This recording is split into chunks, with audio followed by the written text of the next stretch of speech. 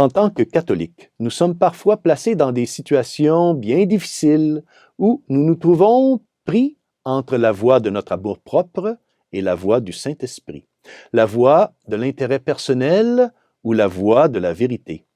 L'Évangile d'aujourd'hui, frères et sœurs, nous rappelle que nous devons toujours être fidèles à la voie de la vérité, tout comme Saint Jean-Baptiste, martyrisé par Hérode, a été fidèle à la vérité.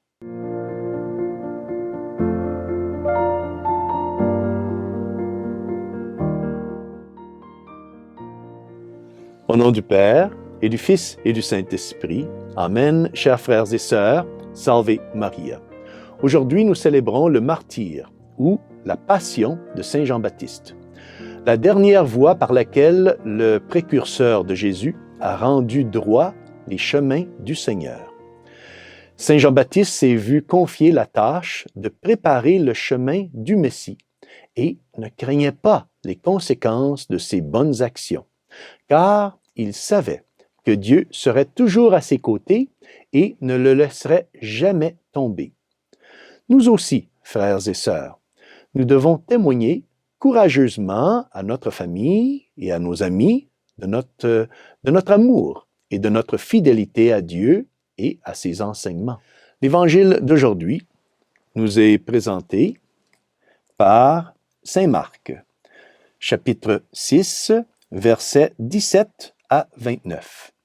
Et cet évangile raconte l'une des histoires les plus tragiques des évangiles, en dehors, bien sûr, de l'histoire de la passion et de la mort de Jésus. Cet évangile nous rappelle comment Hérode, roi de la Galilée, avait épousé Hérodias, la femme de son frère, et était un tyran cruel. Mais Saint Jean-Baptiste n'hésitait pas à condamner sa conduite adultère et à dénoncer publiquement son péché. Dans son évangile, Saint Marc se concentre sur la fête d'anniversaire royal d'Hérode, où les gens mangent, boivent et se divertissent avec joie en écoutant la musique.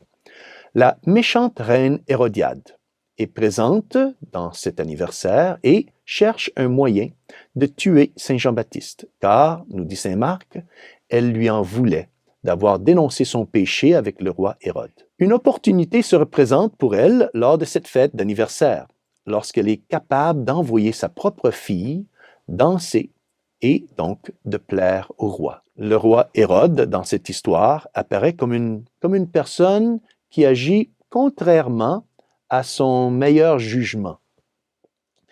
Bien qu'il soit un tyran maléfique, Hérode est confus, car il sait que Saint Jean-Baptiste est un homme bon, est un homme saint, et il aime même l'écouter. Hérode aime écouter Saint Jean-Baptiste, mais il n'est pas disposé à suivre les enseignements de Saint Jean-Baptiste. Il est comme une personne qui aime entendre et écouter ce que l'Église catholique enseigne, mais qui n'est pas disposé à changer sa vie pour suivre les enseignements de l'Église catholique. Ainsi, Hérode jette Jean-Baptiste en prison à cause de sa femme adultère Hérodiade. Et lors de sa fête d'anniversaire, Hérode fait une promesse irréfléchie, une promesse à sa belle-fille Salomé de lui donner tout ce qu'elle veut. Quand à l'instigation de sa mère, Salomé demande la tête de Saint Jean-Baptiste, eh bien, Hérode n'a pas le courage ni la force de dire non, même si cela signifie décapiter l'homme qu'il savait être bon et saint.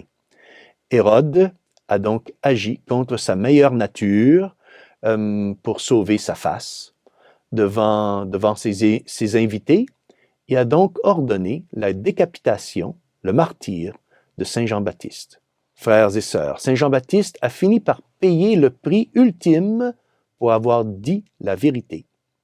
Il est mort parce qu'il a défendu la sainteté du mariage. Il est mort parce qu'il a exigé qu'Hérode se conforme à la loi de Dieu, et non que la loi de Dieu soit adaptée à son style de vie décadent. Hérode, affaibli par sa convoitise et sa vanité, ferma son cœur à la voix de Dieu et finit par écouter la voix de sa femme, vengeresse, Hérodiade. Il y a peut-être quelque chose d'Hérode en chacun de nous.